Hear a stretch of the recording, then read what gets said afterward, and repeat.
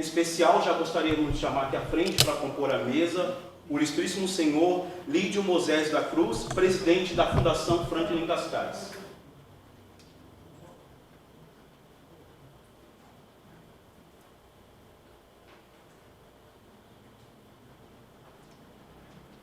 Dando continuidade na composição da mesa, chamamos também aqui à frente o ilustríssimo senhor Eduardo Locke, coordenador da Fundação Franklin Cascais.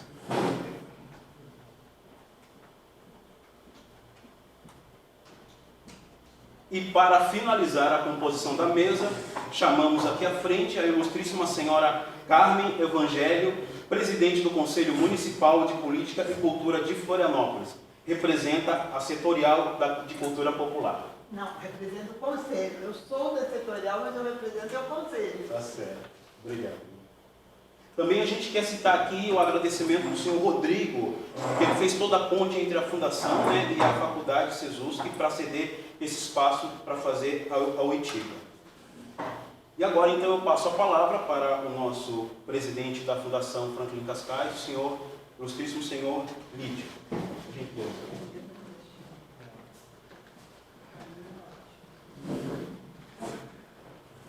Pessoal, boa noite.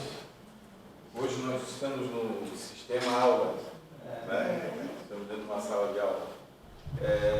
Eu gostaria que vocês explicassem mais ou menos a vocês como é que nós vamos trabalhar hoje.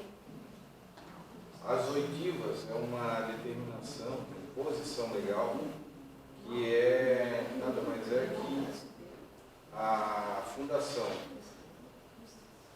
em manada com o conselho, são os responsáveis pela aplicação da Política Nacional de Blanc aqui no município de Florianópolis, de ouvir a quem mais interessa, que são os agentes culturais, como um todo, que vão ser os beneficiários desses recursos. Florianópolis já recebeu em torno de 3,5 milhões de reais, que aí eu pedi para o departamento financeiro da Fundação atualizar, porque esse dinheiro chegou em dezembro, 3 milhões 700 e poucos mil. 3 milhões 654. 3 milhões 654 mil. Então agora nós temos o valor exato. Né? E esse valor nós vamos utilizar, mas para que nós possamos utilizar esse valor, necessariamente a gente tem que saber de que forma a gente vai utilizar. E essa forma não pode ser utilizada de uma maneira discricionária dos dirigentes da Fundação. Ela, por lei, ela tem que ser ouvida. As partes que vão ser beneficiadas por esses recursos, que no caso são vocês, têm que se manifestar e têm que dizer qual é a melhor forma que vocês entendem que nós temos que distribuir esses recursos. Só que nós entendemos que, no primeiro momento da oitiva, eu vou explicar para vocês como que é a realidade deste PAR. O PAR é Plano Anual de Aplicação de Recursos. Como ele é feito e como é que vocês podem manifestar a vontade de vocês, o desejo de vocês, da melhor forma como esses recursos vão ser utilizados. Então, para isso, a gente vai fazer uma exposição inicial. Depois, nós vamos abrir tempo para dúvidas.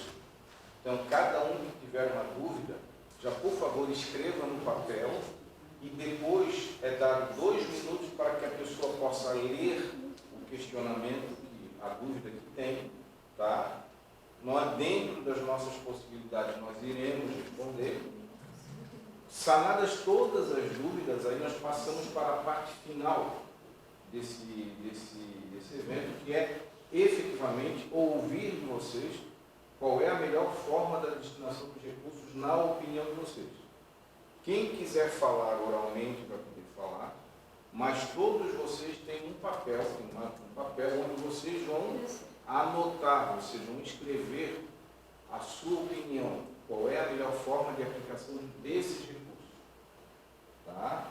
Todos esses recursos, todas essas opiniões vão ser computadas, vai ser mandada para a comissão organizadora dos editais da Política Nacional de Blanc, onde essa comissão vai fazer a triagem, vai fazer a verificação e com base na maioria e dentro de critérios da possibilidade jurídica de se efetivar aquilo que se deseja, nós vamos elaborar o par e aí publicar no Diário Oficial e mandá-lo para o INC, juntamente com a gravação de todas as oitivas que nós realizamos, juntamente com todas as perguntas que vocês escreveram, juntamente também com todas as opiniões manifestadas por escrito. Porque as opiniões verbais, elas serão gravadas. Nós mandaremos o link das gravações que estão sendo feitas na TV Cascais e que também servirão de prova da realização dessas oitivas para fins de avaliação do link. Tá? Antes de iniciar, nós temos o costume de dar a palavra para as considerações iniciais dos representantes do Conselho Municipal de Políticas Culturais, e nesse caso, hoje nós temos a honra de estar aqui conosco a nossa presidente. Então, passo a palavra à presidente para que ela faça as considerações iniciais e aí depois nós já iniciamos com a explanação, a explicação do que é o par. Bom, boa noite a todos, todas. A política nacional do plano, ela é bem diferente da LAG 1, para quem participou da LAG 1, e da LPG, da Lei Paulo Gustavo. As duas leis, tanto a LAG 1 quanto a LPG, elas eram leis emergenciais, que visavam atenuar um pouco as sequelas que a pandemia havia deixado na sociedade brasileira e no setor cultural. A PNAD é diferente. A PNAD é uma lei que vem para estruturar o setor cultural. Ela é uma lei que já tem orçamento aprovado para os próximos 5 anos. O município de Florianópolis, nos próximos 5 anos, vai receber 3 milhões, talvez mil, como recebeu esse ano, eu estou tirando a parte que vem do céu, via Secretaria Estadual de Cultura, estou falando só a parte que o próprio município recebe. E esses recursos vêm para estruturar o setor cultural e, para nós, é fundamental que as pessoas se manifestem, para nós, conselho, é fundamental que as pessoas se manifestem no sentido de esclarecer as suas propostas, tornar o mais claro possível qual é a proposta e qual é o objetivo, para que a comissão que vai trabalhar junto, a comissão do Conselho, que vai trabalhar junto à Fundação Cascais para a elaboração do edital, possa ter claro o que ela vai propor. Porque a proposta do Conselho vai ser em cima das propostas das oitivas. É um processo diferente do processo que nós fizemos na LPG. O Cláudio participou, não sei se mais alguém que além do Cláudio e do Nelson participaram. Naquele momento, as setoriais fizeram as suas oitivas e, em cima das oitivas setoriais, nós fizemos um documento e enviamos para a Fundação. E a Fundação sistematizou esse documento para o edital. Dessa vez nós não vamos fazer assim. Dessa vez, o que sair daqui como proposta vai ser cruzado com as propostas das outras 5 oitivas para a elaboração do edital. As setoriais vão enviar por link também as suas propostas feitas na LPG, para a LPG, porque não houve, elas não foram atendidas. Então, as setoriais vão enviar por link até o dia 21 para a Fundação as propostas da outra LPG. Mas o fundamental para a gente são as propostas que saem das oitivas. Essa oitiva aqui, o Conselho fez uma proposta para a Fundação de 8 buscativas, que acabaram se transformando em 5 oitivas, por problemas de recursos técnicos, financeiros, etc. E no norte da ilha foi contemplado Santo Antônio. Nós fizemos a oitiva do Rio Vermelho, foi uma oitiva muito interessante, tinham 25 pessoas. Eu mesmo me espantei com a qualidade e a quantidade da participação. E o Nelson conversou comigo e propôs que a gente fizesse essa oitiva em Santo Antônio, que seria mais uma oitiva, né? Porque Santo Antônio estava prevista nas 8. Quando houve o corte, saiu Santo Antônio e ficou Rio Vermelho. Aí o Nelson fez a sugestão, nós conversamos com a Fundação, o Nelson preparou o material e a Fundação acedeu a nós fazermos essa oitiva hoje. Então, eu peço, em nome do Conselho, que vocês façam as propostas, esclareçam, se tiver alguma proposta que possa deixar dúvida. No Rio Vermelho apareceu muita proposta que ia deixar dúvida. E aí a gente teve que, o tempo todo, ficar esclarecendo para que a proposta fosse o mais clara possível, porque a comissão não está aqui. E eu vou fazer parte da comissão, mas eu não estive em todas as oitivas, eu acompanhei pela TV Cascais. Em algumas o som estava muito ruim. Na de Tapera, o som estava muito ruim e eu perdi muito porque eu não conseguia entender o que estava sendo dito. É importante que na comissão tenha pelo menos uma pessoa que tenha acompanhado as oitivas para, no momento de dúvida sobre a questão, a pessoa possa recuperar como é que foi a discussão e a apresentação daquela proposta. O que mais que eu preciso dizer? Então eu peço que hoje, que não é a última oitiva, a oitiva de Monte Cristo não aconteceu porque chovia muito e as pessoas não conseguiram chegar. Então, foi a terceira oitiva, né? Ela foi transferida para segunda-feira. Então, nós na segunda-feira teremos mais uma oitiva. Esse conjunto, para nós e para a PNAD, é muito importante. Por quê? Porque a PNAD, a legislação que criou o Conselho, define que o Conselho é deliberativo, consultivo e fiscalizatório. Na lei. Na lei. Só que isso, na prática, não está acontecendo dessa maneira. Mas a PNAD determina que o Conselho tem que participar, acompanhar e fiscalizar as ações da PNAD no município, no Estado e no Distrito Federal. Pela primeira vez, isso está claramente definido na lei, o artigo 20 do decreto que normatiza a lei da PNAD. Isso, para nós, é fundamental, porque é a garantia de que o Conselho pode e tem a atribuição de participar. Então, vamos fazer o máximo que a gente puder, né? Mas vamos também precisar da participação de vocês. Estou às ordens, se alguém precisar de alguma informação do Conselho, alguma discussão da plenária, estamos abertos em todos os momentos. E eu tenho uma novidade. O Conselho agora tem uma sede. Nós ficamos lá no Centro Silveira Souza, ali na Alves de Brito.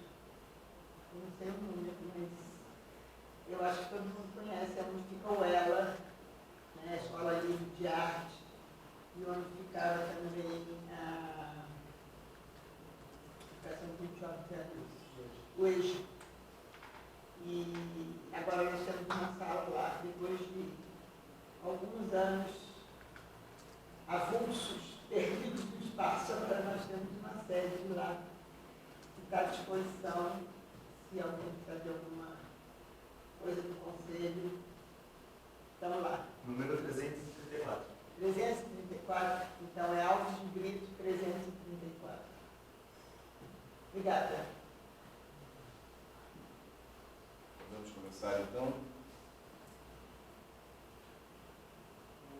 Eu vou sentar ali Por para favor. assistir isso. Consegue só desligar a luz de trás?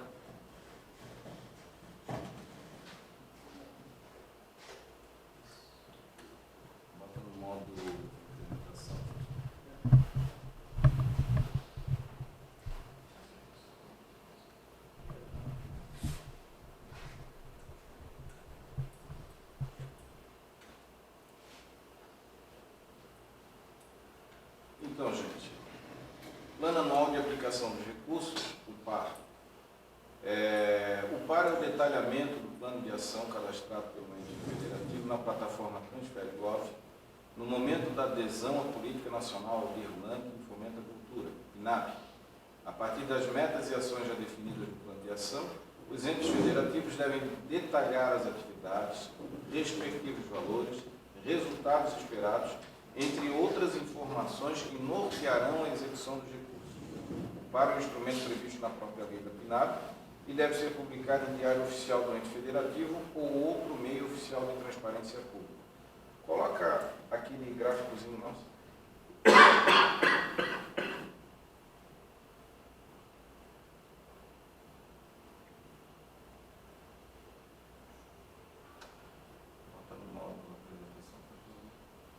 Então, pessoal, eu não sei se vocês conseguem ver daí? Então dá para sentar mais para cá, por favor? Isso. E como são poucas pessoas, a gente consegue ficar mais próximo. Né? A luz é muito lá em cima aí, E a luz da onde? não, é do próprio projeto. É do projeto É que é um vídeo. Tenta apagar aquela lá, vamos ver qual é esse se melhora. Melhorou? Melhorou. Então, pessoal, esse aqui é um modelo que é mandado pelo MINC, que é o famoso PAR. Tá? É essa forma que vai ser, que nós vamos elaborar o plano anual de aplicação de recursos de Florianópolis para o ano de 2024. O que tiver em negrito aqui, nós não podemos modificar, tá? Porque é uma coisa que vem do MINC. O que está em vermelho é que pode ser modificado. Por exemplo, nós temos a meta, que é ações gerais, e ações que eu costumo falar que são ações específicas. As ações específicas é a Política Nacional Cultura Viva. 25% dos recursos que nós recebemos, nós somos obrigados a destinar à Política Nacional Cultura Viva, uma coisa que nós vamos falar ao final.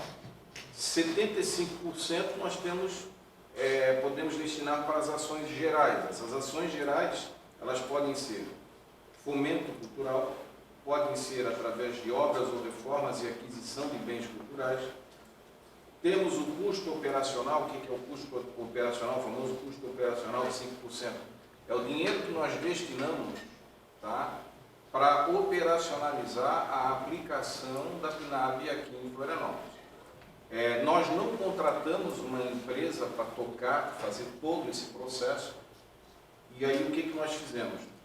Com o dinheiro, nós utilizamos da mesma forma como foi utilizada na Paulo Gustavo, nós utilizamos para a contratação de pareceristas independentes.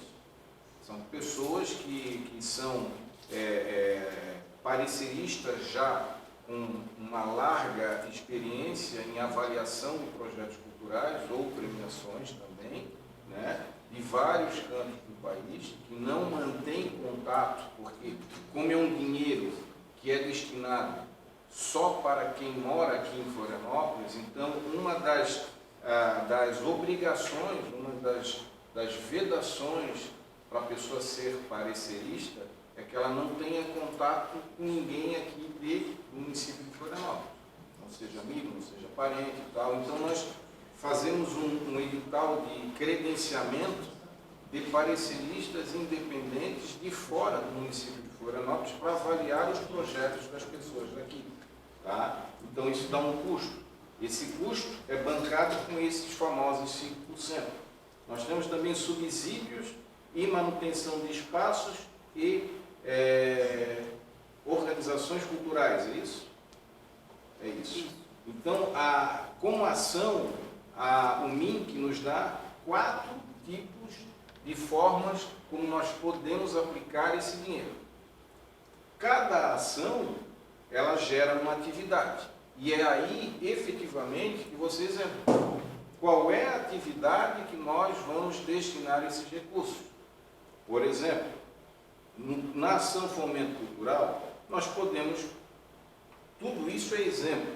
Nós temos aqui entre nós um pacto, que é não nos manifestarmos, não emitirmos a nossa opinião pessoal, para não contaminar o desejo ou a opinião de vocês. Tá? Então, tudo que está aqui é exemplo. Não levem como, vai ser assim. Não, é apenas um exemplo a título ilustrativo.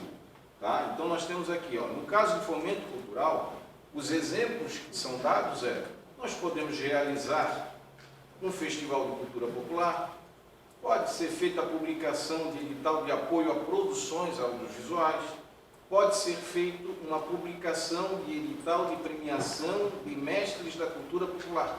São exemplos que a gente pode fazer, pode utilizar no caso de fomento cultural. No caso de obras e reformas de aquisição de bens culturais, um exemplo que é dado é o quê? A modernização do teatro da cidade. É um exemplo. Tá? Como pode ser a modernização ou a reforma de um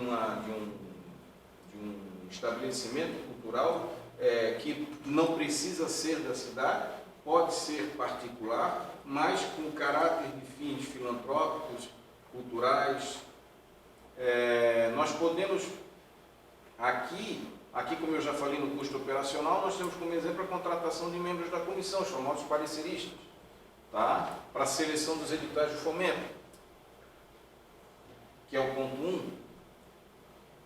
E aqui embaixo nós temos o subsídio e manutenção de espaços e organizações culturais. Podem entender o subsídio mensal, né, para esses espaços, para a manutenção desses espaços. Né? Isso vai gerar o valor. Esse valor também está em aberto. Por quê? Porque como nós temos um valor fixo, apesar de ele estar gerando juros, mas ele é um valor fixo, ele tem um limite desse valor. A partir do momento que vocês escolherem o tipo de atividade, vai gerar uma forma de execução, ou seja, qual é o mecanismo legal que nós vamos utilizar, e aí nós temos que colocar também no par, qual é o produto ou entrega. No caso da realização de um festival de cultura popular, nós temos o quê? Qual é o produto, o que vai entregar? Vai entregar um festival, uma festa popular realizada. No caso da publicação do edital de apoio a produtores audiovisuais, qual é o produto que ele vai entregar? Uma ação cultural fomentada, um projeto cultural fomentado. A publicação e edital de premiação de membros da cultura popular, o que ele vai entregar? Um prêmio cultural concedido. Ele vai dar uma premiação para essas pessoas. Qual é a quantidade? Então, eu disse para vocês, a quantidade ela vai estar intimamente ligada com o valor que nós temos. Né? Então, nós sabemos que nós temos vamos botar 4 milhões. Tá? Nós temos 4, vamos supor, hipoteticamente nós temos 4 milhões de reais. Vamos gastar 5% com a contratação de pareceristas. Tá? Pessoas que vão avaliar projetos ou vão avaliar premiações. Tá? Isso vai dar 200 mil. Então nós temos 2 milhões e 800 mil. 3 milhões e 800 mil. Nós temos 25% aqui que nós temos que destinar obrigatoriamente para o Cultura Viva. 25%, nós temos um total de 1 milhão. 1 milhão de reais aqui é para a Cultura Viva. 200 mil é para os pareceristas. Então, 1 milhão e 200 menos 4 milhões, 4 milhões menos 1 milhão e 200, nós temos 2.800. Nós temos 2.800 para gastar, em tese, com as ações gerais. Aí nós temos o quê? A atividade destina recursos a áreas periféricas ou de povos e comunidades tradicionais.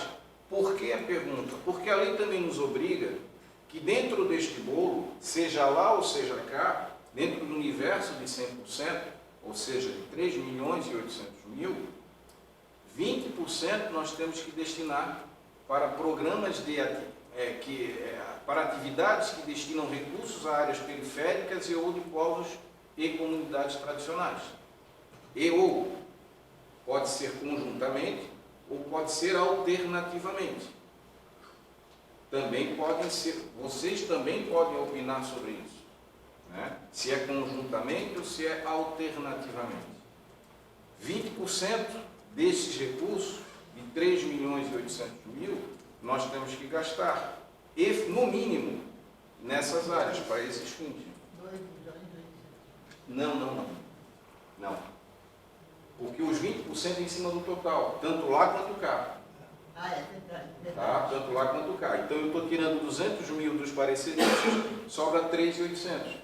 3.800, desses 3.800, tanto lá quanto cá, 20% eu tenho que, no mínimo, eu tenho que comprovar a atividade se destina a recursos a áreas periféricas, tá? A atividade destina recursos a áreas periféricas e ou povos e comunidades tradicionais. Né? Isso dá um total, 20% de 3.800, dá 720, é isso? 720, né? Não, 760. 760? É. 36, não dá 720? 36 mais 36 não dá 720. Não, é Ah, 2,800. 38. Hã? 38, 38. 38, 38. Isso, 38, 38, é isso. Então, gente, nós já sabemos que nós temos o que? 760, é isso, né? 760 mil reais nós temos que destinar, no mínimo, para essas áreas aqui. Tanto aqui quanto aqui. Né? A gente tem que comprovar que no bojo nós utilizamos esse valor para essas áreas, Tá? Então, resumidamente, esse aqui é o par. É esse documento que nós vamos entregar no link. É esse documento que nós vamos publicar no Diário Oficial do município. Mas esse documento ele só pode ser feito com base na análise da opinião de vocês na atividade. A discussão da atividade ela vai gerar consequências no valor, na forma de execução, no produto ou na entrega, na quantidade e de que forma nós vamos respeitar um mínimo de 20% para áreas periféricas e ou de povos e comunidades tradicionais. Tá? Podemos voltar lá no nosso... Só um instante. A FINAG traz uma novidade importantíssima. A prestação de contas agora é por produto. E isso é fundamental. Se você diz que você vai realizar um festival, a tua comprovação de realização do festival é a prestação de contas. Não sei o quê, aquela nota que não aparecia, você não sabia onde que estava, não. Agora a prestação de contas é por produto. Mas deixa eu só fazer uma pequena correção. Isso também já acontece com a Paulo Gustavo. Tá? A Paulo Gustavo, nós tivemos uma parte que foi de projetos, né? Tivemos uma parte que foi a premiação. A premiação não teve problema nenhum, por quê? Porque você gasta da forma que você bem entender. É um prêmio que é dado sem contrapartida. O projeto, que é no caso do audiovisual, nós premiamos alguns projetos,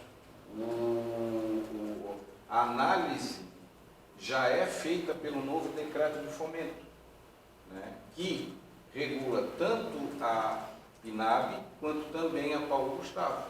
Tá? Então, essa desburocratização que eu costumo falar da forma de prestação de contas é extremamente benéfica para os agentes culturais, que até então tinham como forma de prestação de contas a Lei 13.019, que era a Lei das Organizações da Sociedade Civil, que é extremamente burocrática, porque ela ainda possuía vícios pela lei da licitação. Estava difícil para o congressista entender que uma coisa é você tratar uma empresa que tem lucro, uma empresa que o fito dela seja o lucro e que ela tenha um produto que esteja vendendo para o erário público. A outra coisa é você entender que você está trabalhando com uma organização de uma sociedade civil que não possui fins lucrativos ou com um agente cultural. Nós tínhamos até, por exemplo, nós vamos falar futuramente da Política Nacional Cultura Viva, tá? Que Que pasmem, o número da lei, a lei federal é 13018, ou seja, ela é um pouquinho anterior a 13019, que é a lei das OSC, a lei das Organizações da Sociedade Civil, que é mais usada, que estava sendo mais usada do que a 13018, que era a Política Nacional Cultura Viva. O decreto de fomento, que foi feito no ano passado, que ele regula a Paulo Gustavo, que ele regula a PNAB e também regula a Política Nacional Cultura Viva, ele deu uma sobrevida a 13018 da Cultura Viva. Primeiro porque a PNAB obriga a aplicação dentro de determinados recursos, tá? Conforme o volume de dinheiro que o município ganha, haja obrigatoriedade da aplicação para a cultura viva. E junto com o decreto, como bem falou a presidente do Conselho, junto com o decreto novo, que nós temos o decreto de fomento, desburocratizou a forma da prestação de contas, que era algo que tirava o sono do pessoal. Eu acho que quem já trabalhou com recursos, com convênios, com pedidos com termos de parceria feitas com a União, o Estado, o município, sabe o sofrimento que é o plano de aplicação de recursos, depois a prestação de conta desses recursos. Então, a PNAB, ela veio primeiro a dar um novo oxigênio, principalmente a Política Nacional Cultura Viva. E segundo, desburocratizar. O decreto, que foi feito ano passado, o decreto de fomento, ajudou a desburocratizar e facilitar a vida do pessoal, porque, como bem falou a presidente, a forma de prestação de contas é a entrega do produto.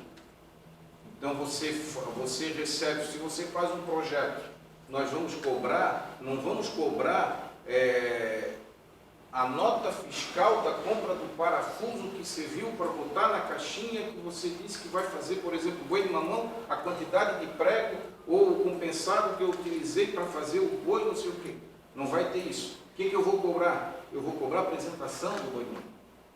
Então, se eu estou pedindo um recurso para fazer o boi de mamão, o Estado não vai me exigir a nota fiscal, quem é que produziu, quem é que o cara que fez o boi, quanto é que eu paguei para o cara que fez o boi. Não. O que o Estado vai querer saber é o seguinte: cadê o boi? A apresentação do boi. Entendeu? É o produto que você vai dizer, olha, eu quero um dinheiro para quê? Para fazer o boi de mamão. Como é que você vai comprovar isso? Você vai filmar, você pode filmar. Você pode bater uma foto, você pode juntar uma notícia de jornal, é uma forma de comprovação. Entendeu? Então, desburocratizou e muito essa situação, principalmente para aqueles que vivem, que são agentes culturais. O que deve contar no PAR? No Plano Anual de Aplicação dos Recursos, deve constar as seguintes informações. Primeiro, os dados gerais do Plano de Ação e dados dos gestores locais do Estado, município e Distrito Federal. Detalhes sobre o processo de participação social, incluindo como foi realizado o diálogo com a sociedade para a elaboração do PAR. Descrição das atividades a serem realizadas ao longo do exercício, desmembrando as metas e ações previstas no plano de ação, especificando valores, forma de execução, produto, entrega e quantidade de cada uma. Indicação se as atividades destinam recursos às áreas periféricas ou de povos e comunidades tradicionais. Pode passar. Ações afirmativas que serão adotadas nas atividades previstas de acordo com a instrução normativa do MINC. Informações sobre o sistema de cultura, como a existência de conselho, plano e fundo de cultura. Lista de forma de execução dos recursos, indicando como serão utilizados de acordo com o regime jurídico adequado. Lista de produtos e entregas resultantes das atividades desenvolvidas, especificando o que será entregue à sociedade como resultado das ações realizadas. Bota o gráfico de novo, por favor. Então, tudo que eu falei agora, os 8, 9 parágrafos que eu li para vocês agora, nada mais é que isso aqui.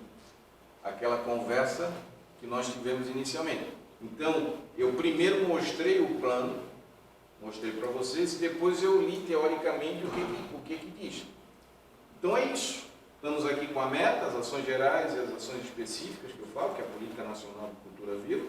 Nós temos as ações, né? Então, as ações podem ser o fomento cultural, obras ou reforma e aquisição de bens culturais, custo operacional, subsídio e manutenção de espaços e organizações culturais. Nas ações da meta específica, que é a Política Nacional de Cultura Viva, nós temos o fomento a projetos continuados de pontos de cultura, fomento a projetos continuados de pontões de cultura, e nós temos a premiação de pontos de cultura. A Política Nacional Cultura Viva nós vamos falar no final. Nós vamos primeiro dissecar a parte de cima e depois nós vamos aqui nesses 25% que também eu entendo, não querendo opinar, mas eu entendo que é de suma importância o entendimento daqui, porque é uma coisa que, se souberem utilizar, ela vai ser muito útil, muito útil. A Política Nacional Cultura Viva ela tem que ser mais implementada. E as pessoas têm que entender mais de como ela funciona, porque é um universo desburocratizante de recursos que não se tem ideia. Vamos continuar lá. Agora é a página 4, eu acho, né? É isso? 3. Não, 3 não entra, né? 3 já foi, né? 3, 4, aí pula, né? Isso aí. Não. Indicação se as atividades destinam recursos a áreas periféricas ou de povos e comunidades tradicionais no Plano Anual de Aplicação dos Recursos, o PAR. Então, como eu havia dito para vocês, nós somos obrigatoriamente, por lei, nós temos que destinar no mínimo 20% dos recursos, para 20%, e nós temos que indicar se dentro desses 20%, se essas atividades se destinam a áreas periféricas ou de povos e comunidades tradicionais. Tá? Então, o que acontece aqui? A indicação da atividade, após descrever a atividade específica a ser realizada no PAR, pode-se incluir uma coluna ou campo para indicar se essa atividade destina recursos a áreas periféricas ou de povos e comunidades tradicionais. Bota o gráficozinho ali, faz favor, novamente, para mostrar para as pessoas.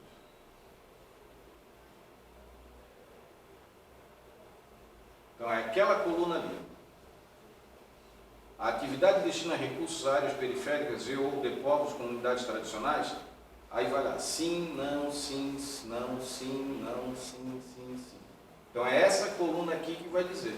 E aí, conforme for o valor, nós vamos somando, e aí o MINC vai ficar sabendo se efetivamente houve aplicação do mínimo de 20%. Está entendendo? Podemos voltar lá.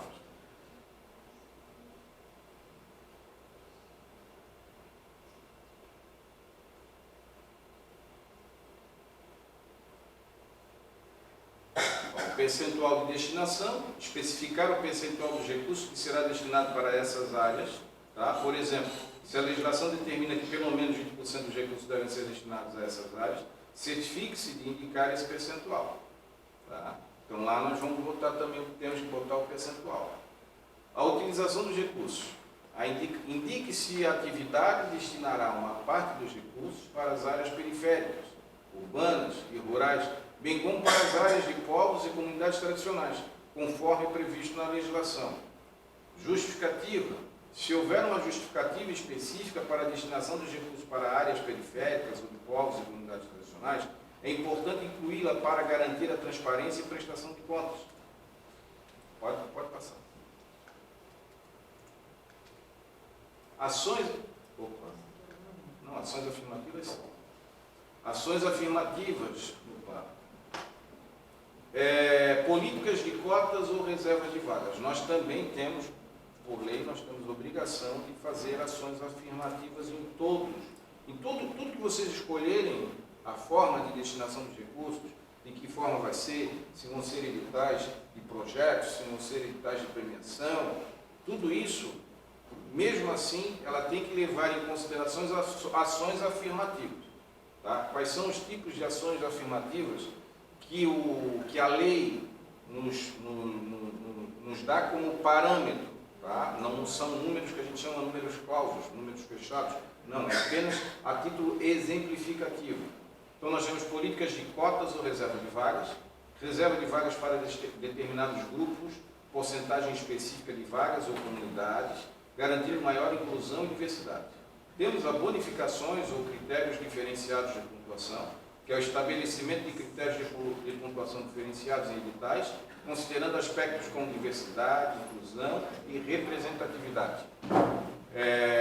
Temos ações formativas e cursos de especialização, oferta de cursos, capacitações e ações formativas para especializar e profissionalizar agentes culturais pertencentes a grupos específicos.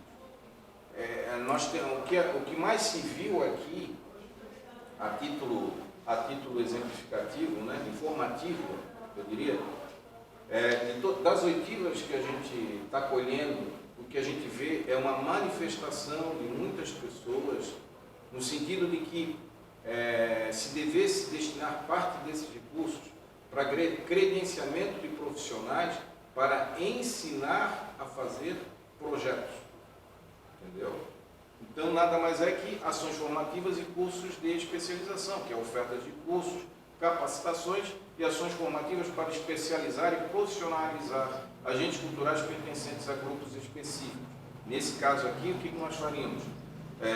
Grupos específicos, o que a gente diria pessoas, por exemplo, que trabalham em áreas periféricas, em áreas de DH um pouco mais baixo na cidade, que trabalham com comunidades indígenas, comunidades quilombolas. É um exemplo, não é uma coisa que nós estamos apenas exemplificando. É bom a gente deixar isso muito claro. Editais específicos e categorias específicas.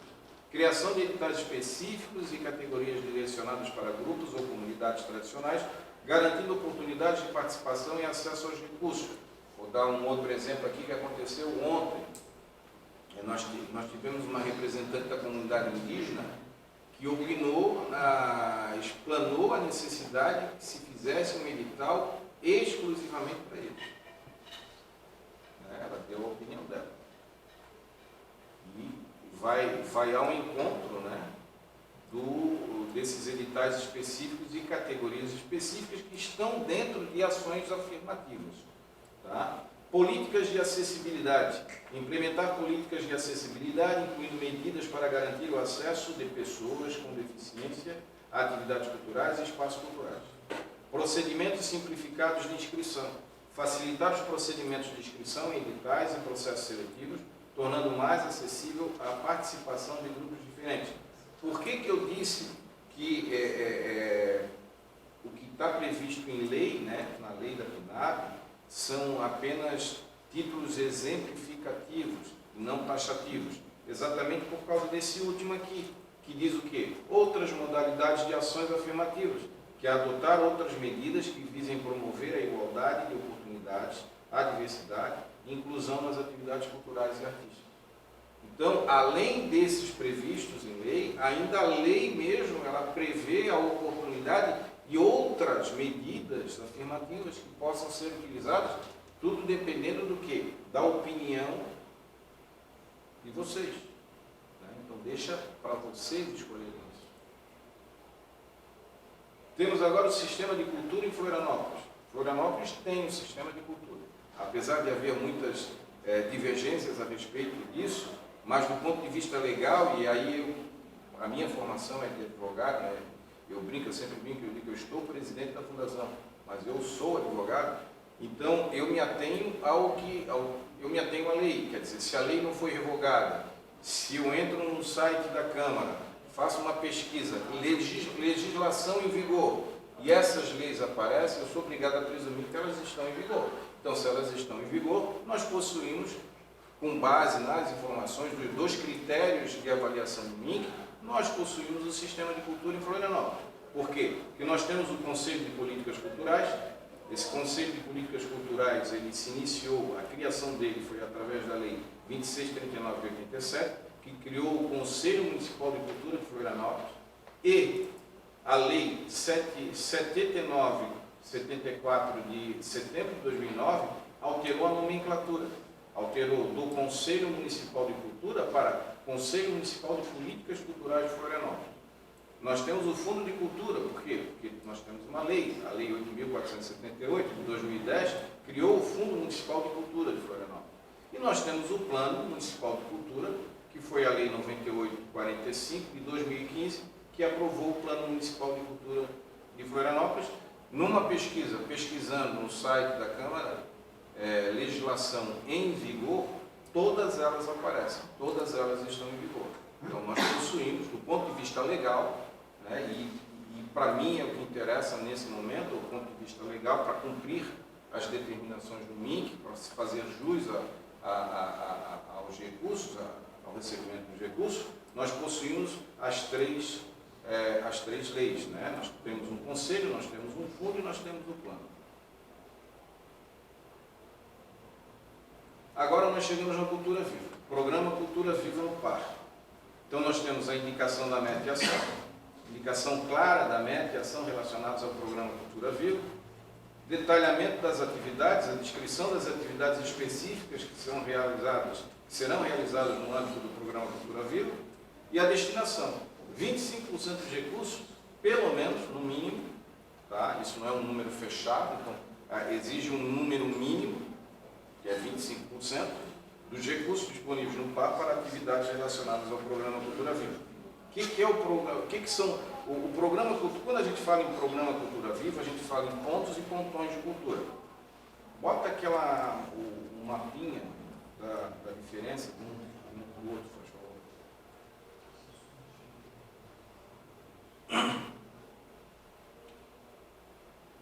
Então aqui nós temos um quadrinho comparativo de ponto de cultura e pontão de cultura. Aqui, este lado aqui é o ponto de cultura.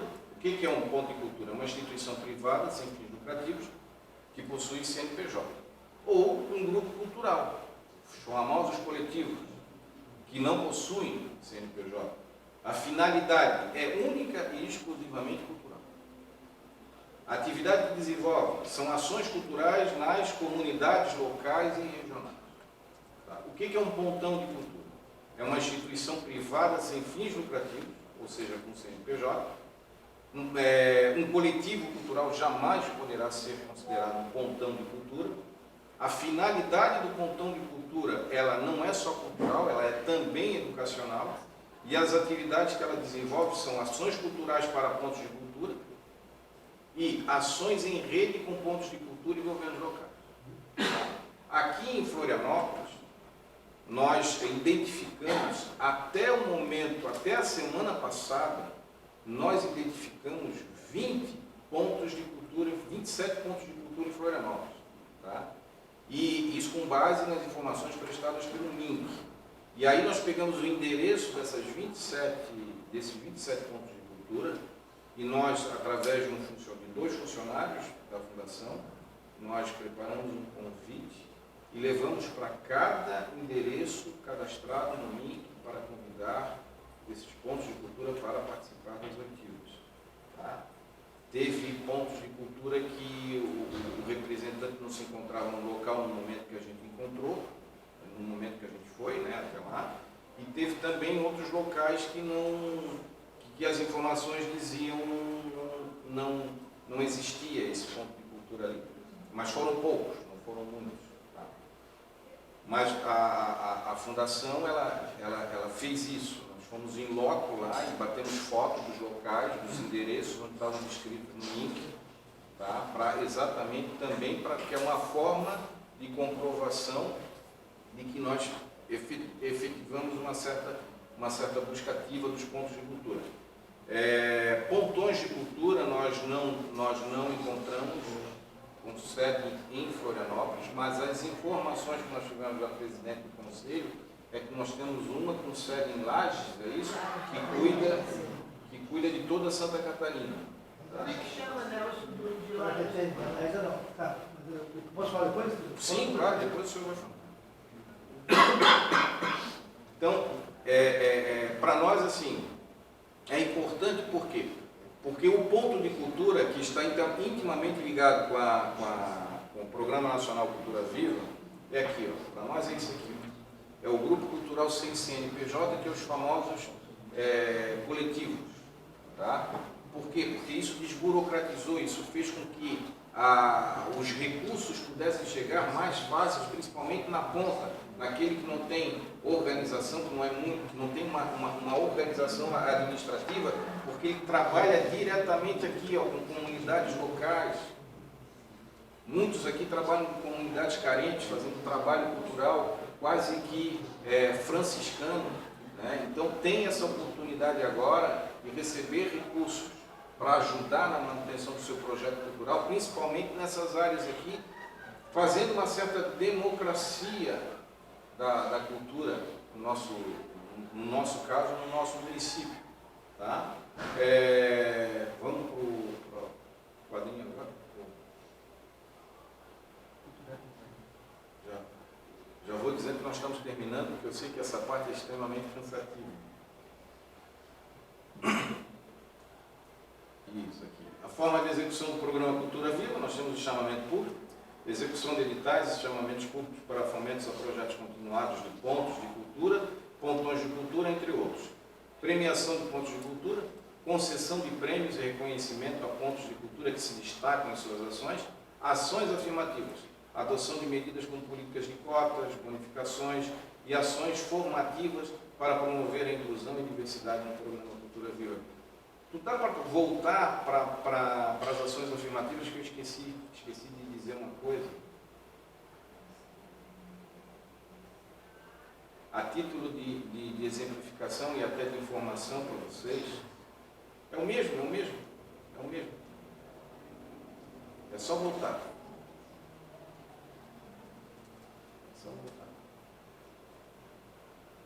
Mais ou menos. Aí. A título de informação, tá? Na política, na lei Paulo Gustavo, nós utilizamos 4 ações afirmativas. Usamos a política de cotas e reserva de vagas, usamos a bonificação ou critérios diferenciados de pontuação, tivemos uma política de acessibilidade e promovemos procedimentos simplificados de inscrição, em que pese, eu volto a dizer para vocês, todas as críticas para nós são importantes porque faz com que a gente possa melhorar.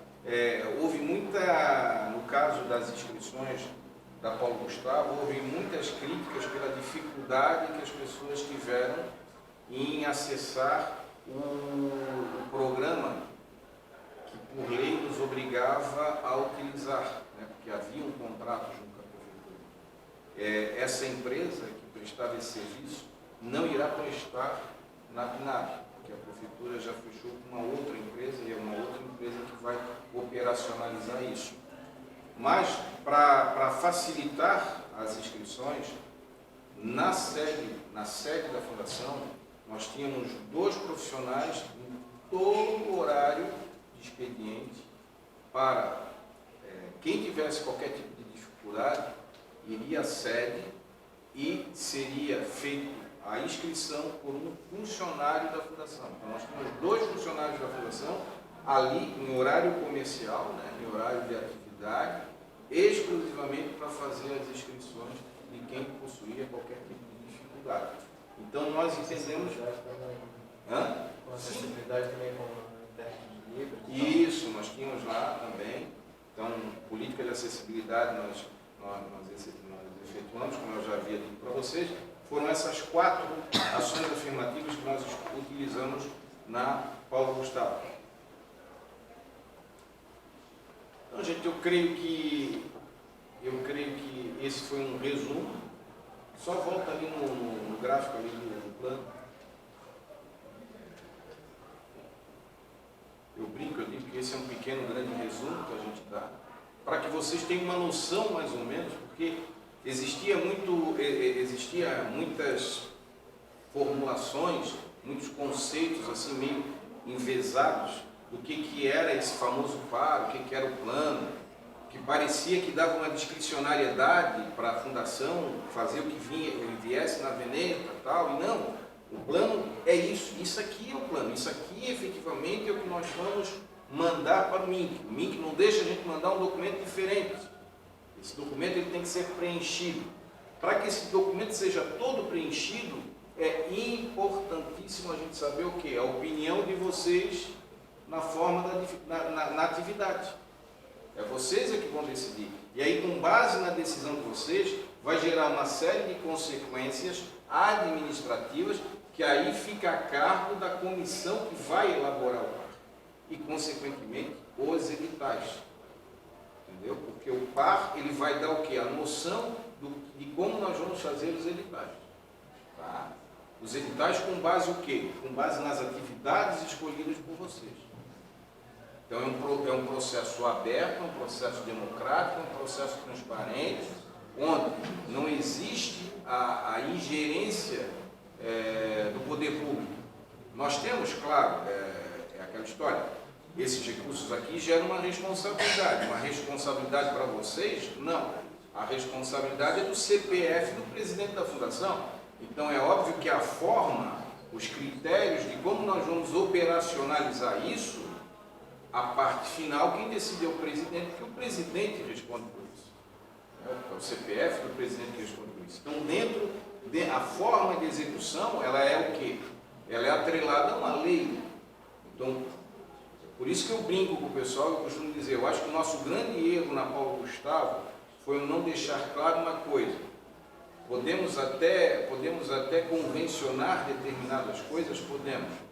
Mas no final, nós vamos fazer aquilo que tecnicamente e juridicamente for possível fazer dentro da esfera administrativa e burocrática da prefeitura.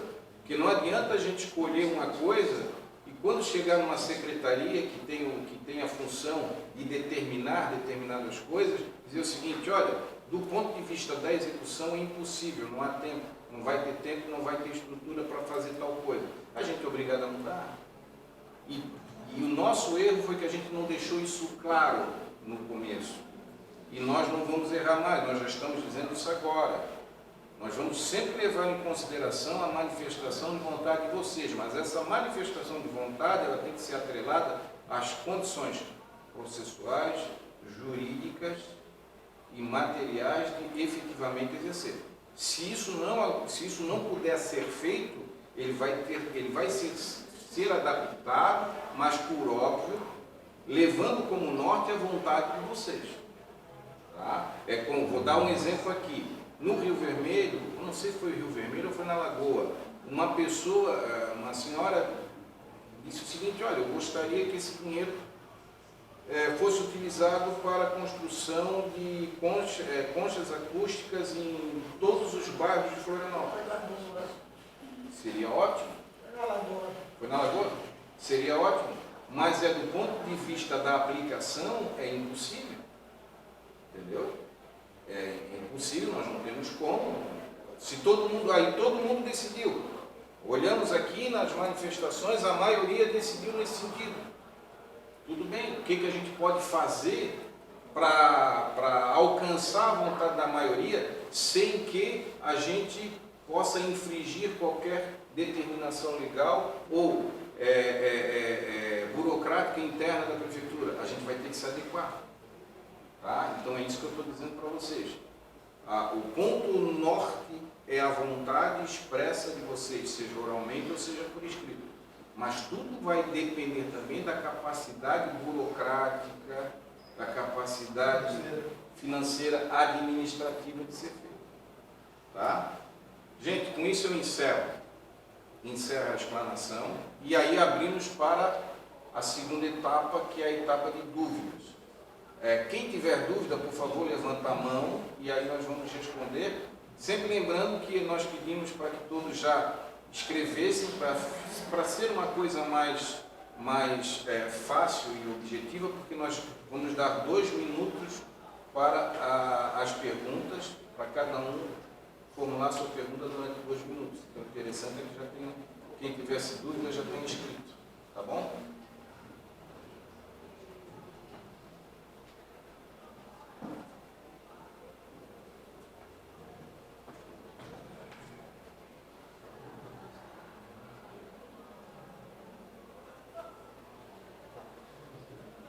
Alguém tem dúvida? Na verdade, eu vou aproveitar então, em relação ali também uma dúvida, mas assim, que ficasse um pouquinho claro. Ele fala nessa página, mas ele, eu lembro, no que se relaciona a ponto e montão. Ele fala cultural e educacional. Eu vou dar um exemplo. Por exemplo, eu estou como presidente do Conselho Político do Estado de Santa Catarina, que ele organiza não só os bois no Florianópolis, mas também no Estado. Né? Esse conselho ele poderia se credenciar como um pontão? Olha, para haver o critério de pontão, é como eu te falei, né? Ele tem que ser ele tem que ter CNPJ, tá? E a finalidade dele tem que ser cultural e educacional. Se ele possui essa finalidade cultural e educacional, e ele possui um CNPJ, tá? Ele pode se clicar, ele vai apresentar as argumentações dele, né? Vai entrar no site do MINC e vai se credenciar, e aí o MINC, os técnicos do MINC vão analisar e vão ver se efetivamente pode dar o título de pontão de cultura para essa entidade ou não. O mais simples, o mais fácil é o ponto de cultura. Tá? O ponto de cultura, inclusive até, mesmo que não seja ponto de cultura hoje, e que, vamos supor, saiu um edital, tá? A inscrição dele para esse edital já automaticamente já o qualifica como ponto de cultura. Mas por que eu fiz essa pergunta? Porque esse recurso são município, embora venha para o município administrar, né? O Conselho é do Estado de Santa Catarina, isso que era a minha dúvida. Mas aí é que Aí esse você tem que ver no edital estadual, né? porque tu tens que entender o seguinte: nível estadual, nós temos o que? A Secretaria de Cultura do Estado, tá? A Fundação Catarinense de Cultura, tá? E aí ela tem uma gama de recursos bem maior do que a nossa, né? E aqui nós estamos tratando localmente, nós estamos tratando com o município de Florianópolis, tá? Em que pese, por exemplo, que é uma associação de nível estadual, mas se a sua sede é aqui em Florianópolis, tá? E se você comprova que faz trabalhos aqui em Florianópolis, você tem direito de usufruir de recursos daqui de Florianópolis. A diferença é que você também pode pleitear recursos do Estado. Eu tenho mais outra pergunta, já que ninguém quer fazer perguntas, em relação à questão dos parecistas. Né? Eu acompanhei os últimos editais e não é só no Estado isso aconteceu. A falta de critério, até queria ver, eu vi os critérios ali, né? Mas esses critérios me parece assim, que é dos próprios parecistas, assim, de quem vai dar o parecer que faz. Em relação à cultura popular, eu vi assim, um certo descaso, sabe? Eles, na hora que iam pontuar determinada coisa, não é desvalorizar, mas eles não valorizavam o suficiente aquele que estava sendo julgado, né? E aí, uma coisa que tinha um currículo enorme, comprovado, era muito completo, né? O material que estava sendo, a pontuação era muito mais baixa do que um que era praticamente assim, com 3 coisas escritas, né? Me preocupa muito essa questão. Deixa eu te explicar uma coisa, tá? Nós aqui, nós Fundação, porque alguns membros da Fundação também vão fazer parte da comissão organizadora das editais. Nós discutimos critérios objetivos e não subjetivos, porque não pode haver critério subjetivo para análise dos projetos. Por isso, essa discussão e por isso que muitas pessoas não ficam satisfeitas com o resultado e outras vão ficar. Não tem jeito, não vai conseguir deixar todo mundo contente. Mas o que eu posso te dizer é o seguinte, por exemplo, os editais eles são publicados. Os nossos editais, e a Carmen nós podemos até discordar do teor do que está escrito no edital, mas todos os critérios foram publicados no edital. E existe a possibilidade, na hora que é da publicação do edital, de você impugnar o edital, e o próprio edital prevê isso, tá? Porque tem um prazo de 5 dias depois da publicação para você impugnar o edital, ou seja, questionar, porque no edital diz qual vai ser a forma da avaliação do avaliador. No próprio edital diz isso. eu posso te dizer de cadeira porque, como eu ajudei a fazer a Paulo Gustavo, estava lá os critérios. Tá? Então, tem são critérios objetivos com pontuação do lado. Tá? Então, se houvesse, a pessoa se sentiu insatisfeita naquele momento, e é um direito daquela pessoa, a lei assim determina que você tem 5 dias, e isso está publicado no próprio edital, por isso a necessidade de que leiam todo o edital, tem que ler mesmo todo o edital, para que, se você olhou ali e entendeu que o critério que vai ser utilizado para avaliação não você não concorda com ele, você pode impugnar o edital naquele item, justificar, e aí a gente vai levar, nós vamos analisar e vamos ver se é procedente ou não. Tu está me entendendo? Mas assim, a regra do jogo está no edital. Tá? Os critérios de pontuação eles estavam previstos no edital. Na análise. Gente, mas dá licença, eu acho que o que o Cláudio está se referindo é uma outra coisa. Eu acho que o Cláudio está se referindo aqui a pareceristas, e a gente sabe que isso é verdade, que pontuam mais a forma acadêmica de um projeto do que a forma dos movimentos populares fazerem, da cultura popular fazer projetos. Então, nós discutimos muito isso na comissão da Paulo Gustavo. Mas o edital do parecerista, ele foge da comissão. A comissão discute, diz o que o parecerista tem que atender, mas na hora da seleção, foge da comissão. Não é a comissão que seleciona, entendeu?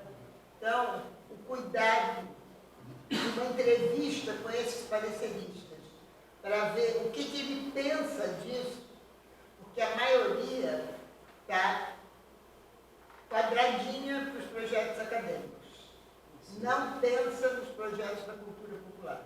Isso é verdade. E essa é a minha E preocupação. essa é a preocupação Mas dele. eu volto a dizer, aí é um critério, por exemplo, aí nós caímos para o critério subjetivo. Toda a nossa discussão aqui é subjetiva. É que olha o que a gente acabou de dizer. Um avaliador, e eu não estou defendendo, pelo amor de Deus, eu não estou defendendo eles não. Tá? Mas eu estou fazendo esse contraponto. Eu só posso questionar o avaliador se ele utilizou uma carga de subjetivismo que não estava prevista no edital. Aí eu posso questionar.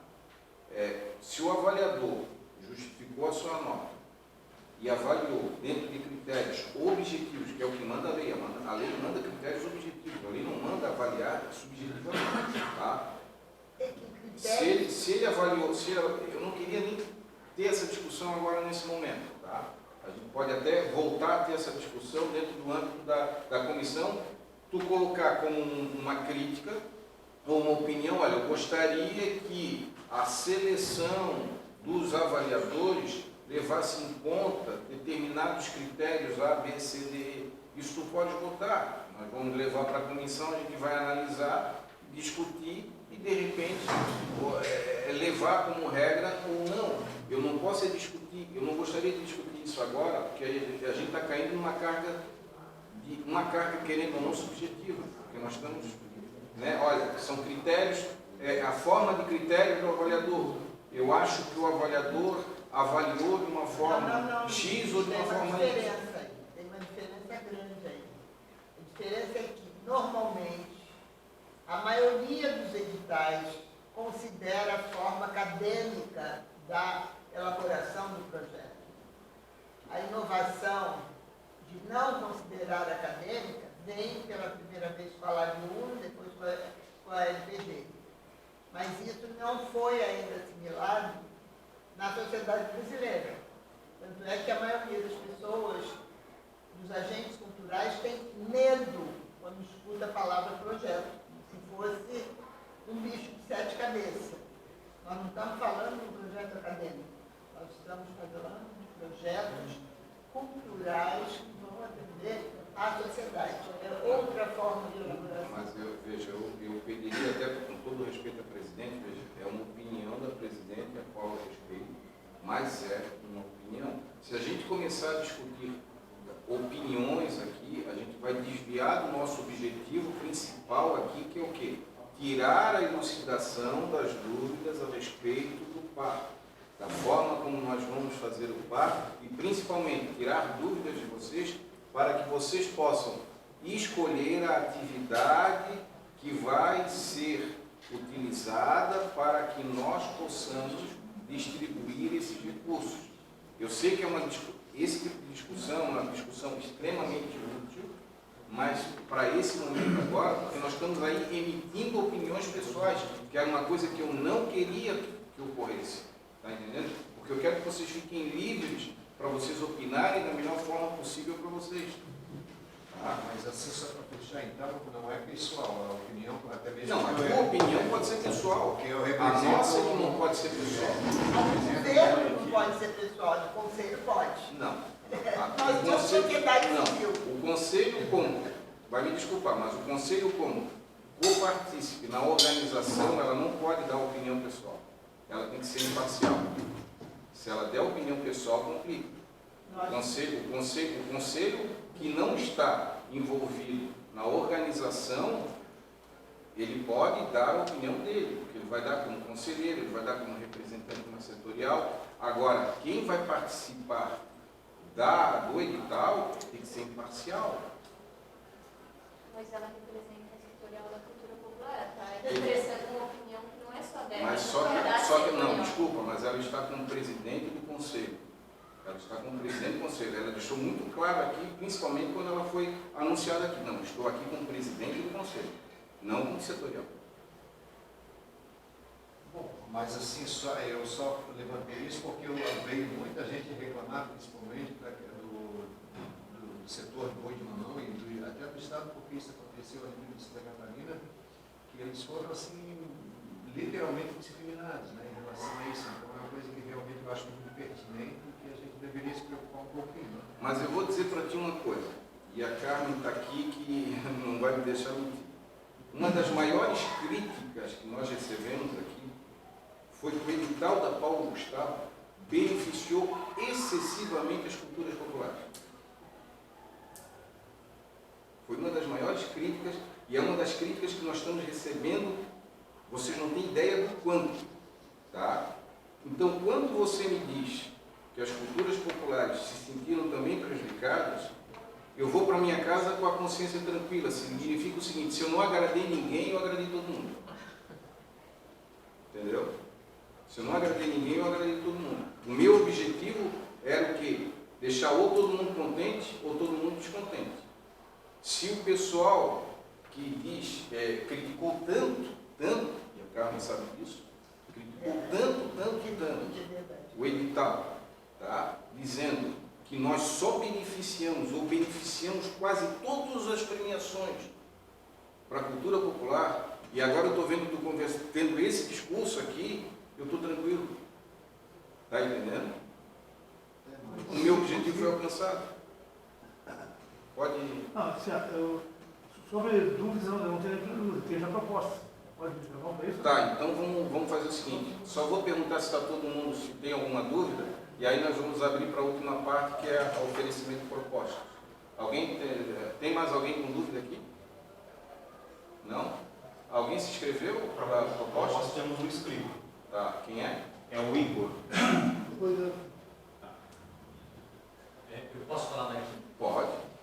Ô, Igor, Por favor, se você puder vir aqui é na que como frente. nós estamos filmando, por favor, peço a gentileza. Vai aparecer na Globo, né? Quero pedir licença, porque eu faço parte aqui da sociedade civil, e aí, como parte da cultura, Igor, eu sou... desculpa, só lembrando que são 2 minutos. 2 minutos. A gente vai estar cronometrando aqui, tá? Perfeito. Então, eu sou engenheiro de software e eu acho que a gente trabalha numa cidade de inovação, de tecnologia. Eu acho que a cultura está interligada, né? Eu fiz um curso recentemente que é de tecnologia de programação criativa. Então, eu acho que a gente pode utilizar uma parte da comunidade, tem alguns softwares como Scratch, e ele é super tranquilo de fazer, porque ele é um open source, então ele é aberto e o nível de aprendizagem é muito pequeno. Então a gente pode adentrar as comunidades e eles podem fazer peças visuais, como eles enxergam a cidade, como eles enxergam o lugar onde eles vivem, e a gente pode ter a oportunidade de apresentar isso, né, são crianças, são jovens, além de a gente trabalhar na parte de instrução, a gente consegue encontrar o mundo deles, a gente consegue fazer com que eles se expressem através do mundo. Então, a gente usa tecnologia e cultura. A segunda proposta é também que a gente tem a possibilidade de fazer intervenções na cidade, né? Então, por exemplo, fazer um trabalho de entender a nossa cidade atual com alguns projetos. Por exemplo, a gente pode criar um telão ali, visual, e a pessoa ela pode se expressar dentro do centro de Florianópolis. E a gente criar um telão de sentimento, por exemplo. E isso vai gerar uma arte, e uma arte que a gente pode manter isso na cidade. Então, a gente dá voz para o máximo de gente.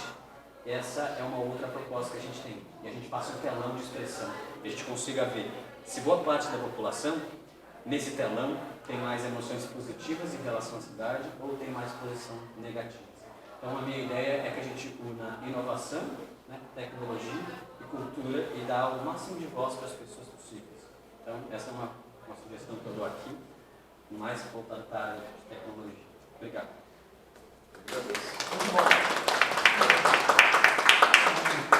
Próximo inscrito, o senhor Nelson. Isso, por favor. Tu pode contar o meu tempo um pouquinho, eu não vou falar de proposta aí. Só queria se dar atualizada na questão da realidade dos pontos de cultura aqui em Florianópolis. Falando que eu fui coordenador da rede de pontos de cultura. Esse 27 que falou aí, eu acho que é mais ou menos isso que tinha, mais ou menos no final de 2014 até 2016. Hoje, Da semana passada. não, cadastrado. Vou tirar, ó, quer ver, ó? A Oca, a Barca, a TV Floripa, a Dona Bilico, a Cepago, o Arco-Íris, o Arré da Boia, o Chico lá da Gravação, a Casa Vermelha, são pontos de cultura que hoje, uns já infelizmente morreram. Os mais lindos que tinha a Barca dos Livros. Fazia ali nas partes da Barra da Lagoa, ali na Quarta Lagoa, biblioteca ambulante. Morreram na missão, falta de recursos, não tem fomento. Então, desde 2014 tem 1 centavo do Cultura Viva, apesar de ser lei. Passamos todos esses anos. Agora é que estão montando. Né? Então, pontão de cultura. Florianópolis nunca teve. Vai ter um agora, ganhou o edital ano passado, vai começar a funcionar em maio, que é a sede em Lages, vai articular com pontos daqui. Então, a nossa rede em Florianópolis está muito fragilizada. Só esse comentário inicial, porque convida aqui no 2007, se tiver 10 é muito. Portanto, aqui, a novidade que nós temos, e essa novidade é muito boa, e aí que vem a ver com o que você falou aí, é que nós temos agora muito pedidos de autodeclaração de pontos de cultura, e principalmente da juventude. Isso é uma novidade muito boa, é um fenômeno nacional. Principalmente nessas culturas digitais que você falou aí. Porque, como você falou, né, o ponto de cultura é cultura comunitária. Então, qualquer coletivo pode se considerar um ponto de cultura. Não precisa ter sede, não precisa ter nada, nem cintura. Então, isso é uma novidade boa. Então, agora eu vou falar a minha proposta. Então, assim, falando nesse contexto, o que eu acho, então, em termos de cultura viva? Eu acho que nós não temos perna ainda em Florianópolis para fazer um edital para pontão de cultura. Talvez o ano que vem, se a gente fizer um fomento agora, a gente consiga fazer um edital para pontão de cultura. Eu acho que nós não temos perna para isso ainda. Mas nós devemos fazer um edital para pontos de cultura o mais democrático possível para valorizar quem está começando, quem está iniciando ou quem parou, precisa de um fomento. Então, assim, biblioteca Dona Bilica. Precisa dar um gazinho para eles saírem de onde eles estão para crescer, para voltar para onde eles eram. Né? Então eu sugiro os editais dos pontos para cultura viva sejam editais de premiação. Eu fiz a conta aqui, ó, os 900 mil, se tu fizer, pode fazer 25 prêmios de 35 mil, tá vendo na conta? 30 prêmios de 30 mil, 22 prêmios de 40 mil, claro, o prêmio de 30 mil lá no engenho, lá com ponto de cultura tradicional. Vai chover, pagar conta, pagar internet, faz um monte de coisa, entendeu? Então são coisas pequenas, é o fomento básico agora. É tipo assim, o renascer das cinzas. É ligar o foguinho começa a se acender. Então eu sugiro que a cultura viva aqui em Florianópolis, 900 mil, 886, vou colocar agora ali, seja para premiação. E a premiação que você falou, a prestação de contas, sabe? Se o Cláudio quiser investir uns 20 mil, 30 mil lá, para comprar uma barraca nova, lá, quando a gente foi ponto de cultura aqui, nós fomos ponto de cultura. O dinheiro do ponto de cultura, lembra a nossa rede? Teve uma barraca para cada parceiro, teve um computador para 30 segundos. Teve uma marca de fotografia para cada um. Então esse foi o momentinho básico para iniciar. Para mim esse é a urgência. Para o ano que vem, pensar no edital do ano que vem no Pontão da Cultura. Cultura viva.